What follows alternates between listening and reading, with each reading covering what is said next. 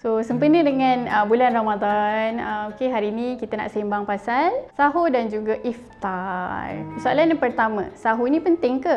Jawapan dia penting. Waktu sahur ni lah kita nak top up kita punya glycogen. Glycogen ni adalah kita punya tenaga simpanan yang ada dekat hati. Kalau kita tak makan, kan mana datang energi tu? So, energi datang daripada glycogen. Tapi masalahnya simpanan glycogen ni kecil sahaja. Okay, dia hanya mampu menampung daripada pagi kita sahur mungkin dalam sampai tengah hari je. Okay, so waktu petang sebenarnya apa yang jadi, kita menggunakan lemak sebagai tenaga. Ni yang orang nak dengar ni. Okay, so sebenarnya waktu petang pembakaran lemak sedang berlaku. Okay, macam mana kita nak tahu? Kalau kita perasan waktu kita puasa, nafas kita akan sedikit berbau. So sebenarnya nafas berbau tu adalah disebabkan penghasilan ketone yang mana dia terhasil daripada pembakaran lemak. Okay, so sahur nak makan apa? Ada orang dia tak selera pagi-pagi makan nasi. Betul tak? So antara choice lain yang kita ada, boleh ambil macam roti, wrap ataupun oats.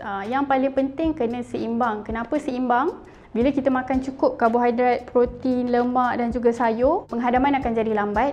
So, kita akan rasa kenyang lebih lama. Tu yang kita nak. Tak adalah kita puasa lemau je kan. So, kita nak dapat energi yang maksimum. Pastikan sahur kita yang berkualiti. Tips lain semasa sahur yang pertama, elakkan minuman berkafein. Contoh macam teh, kopi, sebab dia akan bagi kita diuretic effect. Okey, yang mana dia akan buatkan kita rasa nak terkencing selalu, kerap buang air. Okey, dia akan lead to dehydration. So, bila badan kita tak cukup air, kita akan letih lah waktu puasa. Tips yang kedua, of course kita kena ikut sunnah.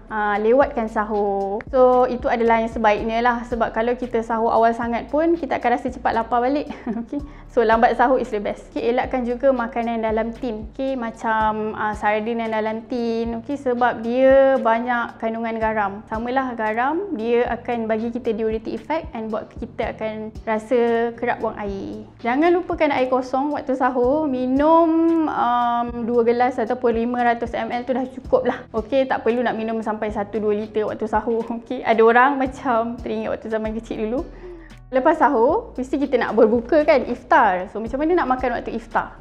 Kita digalakkan untuk berbuka dengan tamar ataupun kurma dulu. So, kita takkan rasa macam lapar sangat sebab kita dah ambil kurma dan juga air. So, waktu tu kita boleh kontrol nafsu kita. Kita boleh makan main meal slow-slow. So, tak adalah kita gelojoh sangat waktu berbuka. Yang paling penting, kita kena sedar ataupun kita kena be mindful apa benda yang kita nak makan waktu iftar ni. Contohnya, waktu berbuka, biasa kita akan ada main course. Nasi lah, nasi, lauk, ayam, sayur kan. Lepas tu kita akan ada side dish. Side dish ni kita akan ambil dalam kuih 2-3 biji. Apa? Side dish yang famous, murtabak, roti john, ayam pecik, semua kita nak bedal. Okay, lepas tu akan ada air manis. So, air manis ni sebenarnya antara penyumbang kepada kenaikan kalori. Biasa kalau hari biasa kita tak minum air manis pun tak apa kan. Tapi tak tahulah kenapa bulan puasa ni kita nak juga air manis. Okay, so kita bukan minum air manis ni segelas je, tapi boleh up to 2-3 gelas. So, sebab tu kalori kita akan jadi banyak. So, ada orang tanya, kalau kita nak workout waktu bulan puasa, waktu bila? Okay, ada beberapa waktu lah. Yang pertama, sebelum berbuka, iaitu sejam ke 30 minit sebelum berbuka. Sebab apa? Bila kita buat workout, badan kita akan dehydrated. So, bila kita berbuka terus lepas tu, kita akan gantikan balik lah mineral yang hilang semua. Waktu yang lain adalah selepas kita menunaikan solat tarawih.